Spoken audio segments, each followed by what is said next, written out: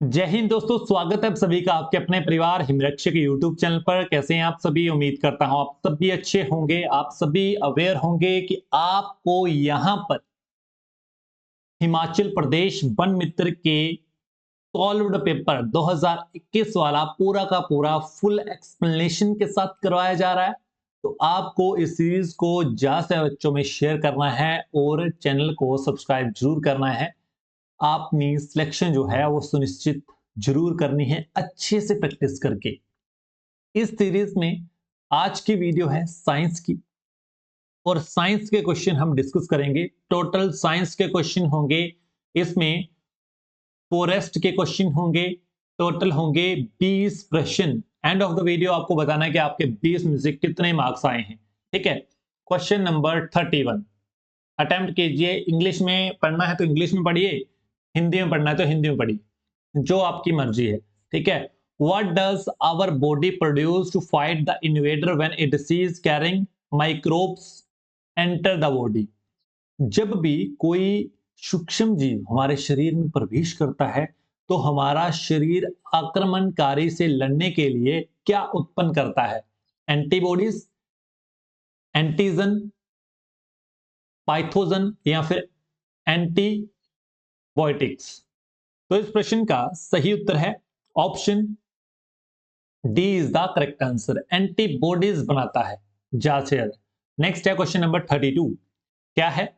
Which of the following is responsible for marble cancer? निम्नलिखित में से संगमरमर कैंसर के लिए जिम्मेदार क्या है? Acid rain, CFS, CFC, chlorofluorocarbon. इसकी फुल फॉर्म यहां पर लिख लो, क्या होता है?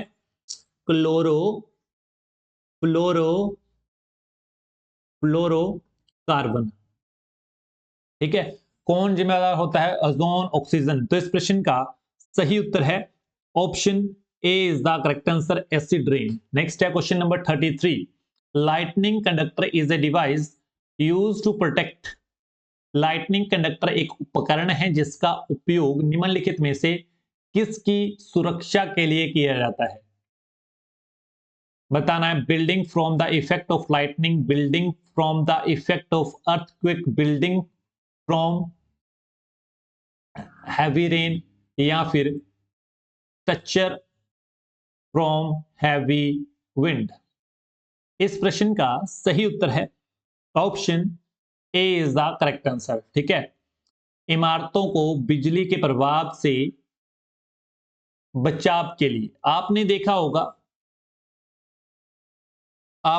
होगा जैसे ये बिल्डिंग है आपकी, यहां पर इस प्रकार से एक रोड सी लगाई जाती है। उसका प्रयोग होता है कि बिल्डिंग में कभी भी यदि यहां से बादल से बिजली गिरे तो बिल्डिंग से इस रोड पर गिरकर, इस छड़ी पर गिरकर सीधी अर्थ में अर्थ कर जाए। ठीक है।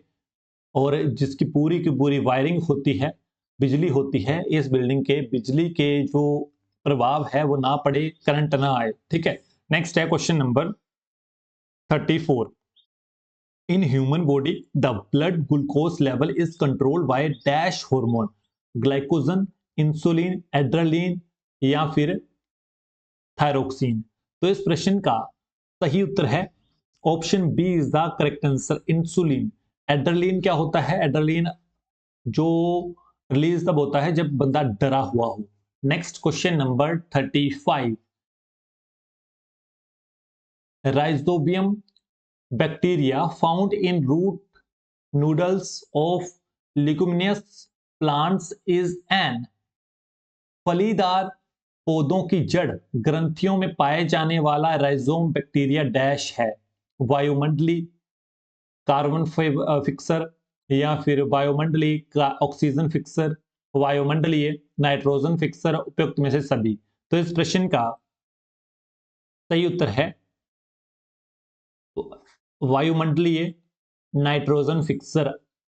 ठीक है। Atmospheric nitrogen fixer. नेक्स्ट है क्वेश्चन नंबर 36।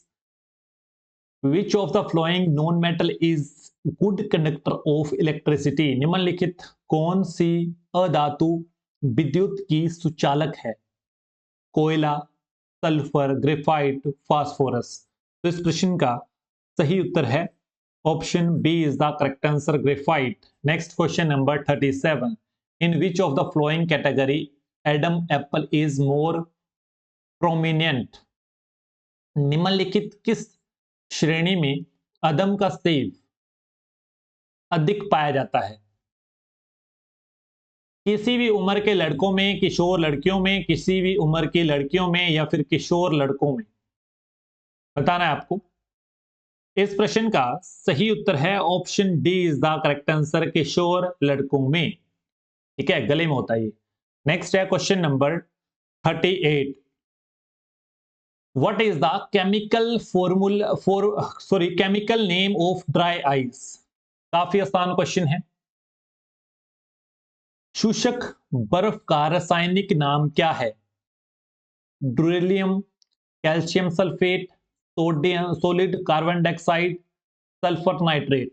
तो इस प्रश्न का सही उत्तर है option C is the correct answer, solid carbon dioxide. Next है question number 39, name the pandemic which has affected people all over the world during 2020 to 2021। काफी इंपॉर्टेंट है और आपको पता होगा।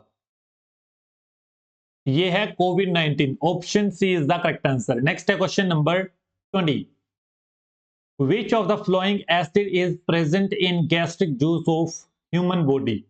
मानव शरीर के जठर रस में उपस्थित अम्ल का नाम बताएं। Acetic acid, nitric acid, hydrochloric acid, sulphuric acid.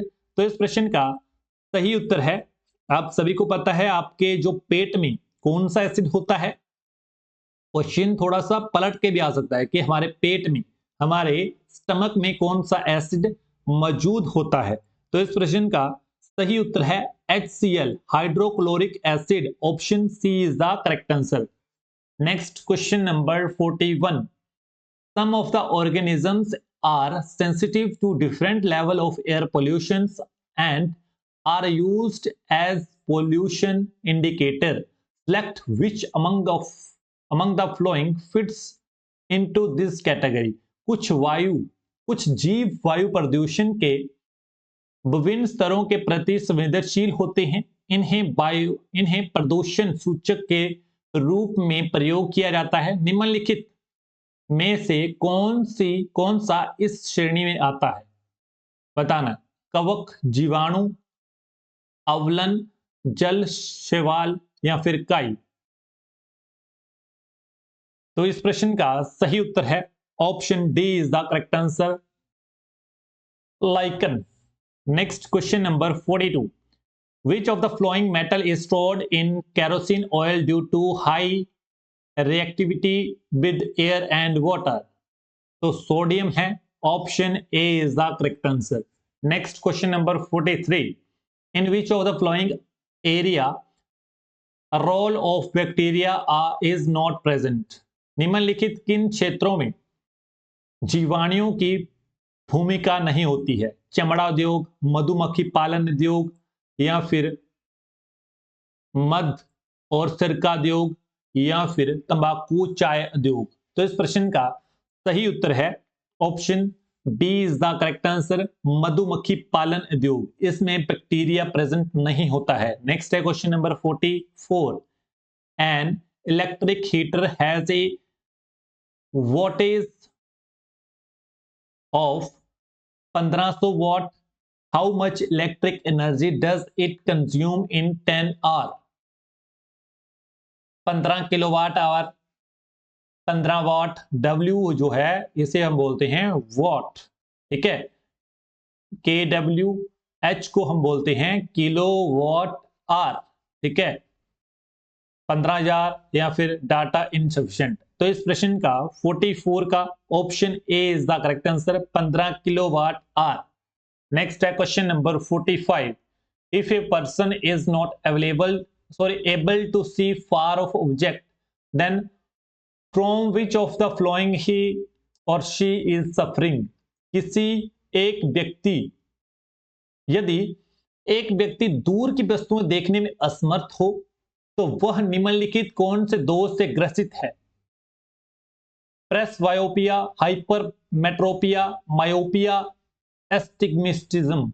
इस प्रश्न का 45 का सही है मायोपिया। ठीक है, दो केसेस बनते हैं, यदि किसी की दूर की नजरें खराब हैं तो उसे हम मायोपिया बोलते हैं, यदि किसी की पास की नजरें अच्छी नहीं है तो उसे हम हाइपर मायोपिया बोलते हैं। ठीक है, समझ गए। नेक्स्ट है question number 46, which one of the following is laughing gas. काफी इंपॉर्टेंट क्वेश्चन है। यहां पर ऑप्शन नंबर सी और डी में 90% बंदे कंफ्यूज होंगे, जिन्होंने अच्छे से नहीं पढ़ा है वही कंफ्यूज होंगे सी और डी में, बाकी जिन्होंने बिल्कुल ही नहीं पढ़ा है वो सब मेरे कंफ्यूज होंगे। निम्न में से कौन सी हंसने वाली गैस है, NO2 या फिर N2O। इस प्रश्न का सही उत्तर है option C is the correct answer, N2O, nitrous oxide. Next है question number 47, Widal test is used to diagnosis which disease. किस रोग को जांचने के लिए विडाल टेस्ट किया जाता है, टाइफाइड, मलेरिया, एड्स या फिर कैंसर। इस प्रश्न का सही उत्तर है typhoid, option A is the correct answer. Next है क्वेश्चन नंबर 48,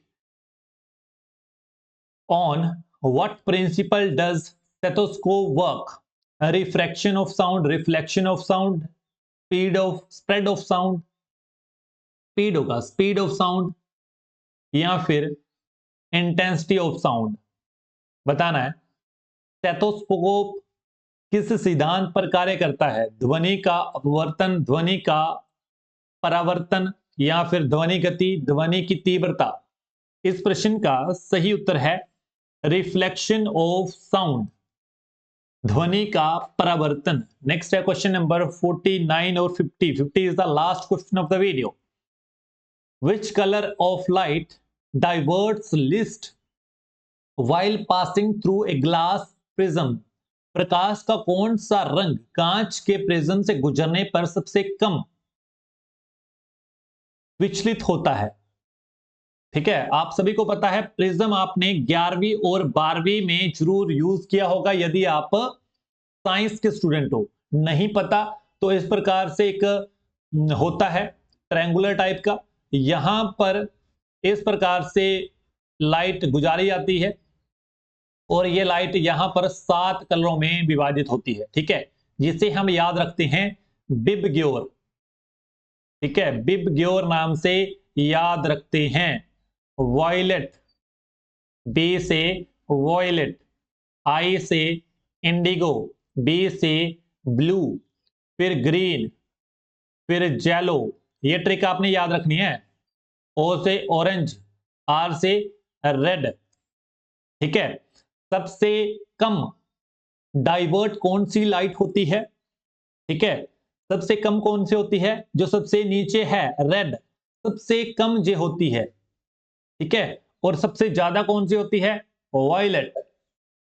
यहां पर क्या पूछा है, सबसे कम, लीस्ट पूछा है, तो option A is the correct answer. यदि सबसे ज्यादा पूछी होती, सबसे हाई पूछी होती तो वॉयलेट करेक्ट आंसर होता है। ये आपने बिब ग्योर ट्रिक याद रखनी है, बिब ग्योर।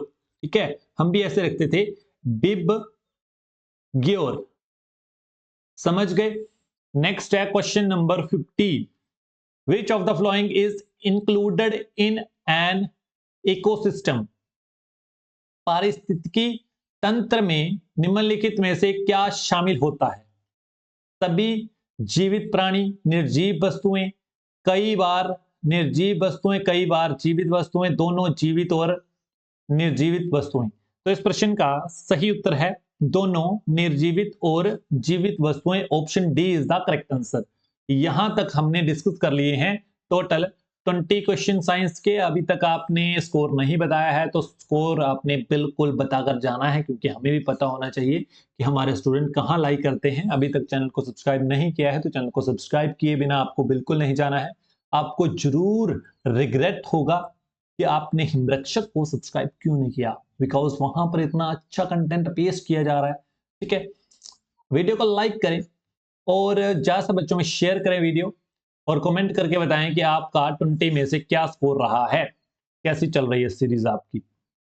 और ये भी आपने जरूर बताकर जाना है। यूट्यूब के अलावा हम 4 सोशल मीडिया हैंडल्स पर और भी हैं, जैसे हो गया इंस्टाग्राम, फेसबुक, व्हाट्सएप और टेलीग्राम। चारों पर हमें जरूर फॉलो एंड सब्सक्राइब जरूर करना है।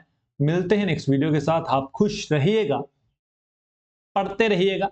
धन्यवाद। जय हिंद, जय हिमाचल।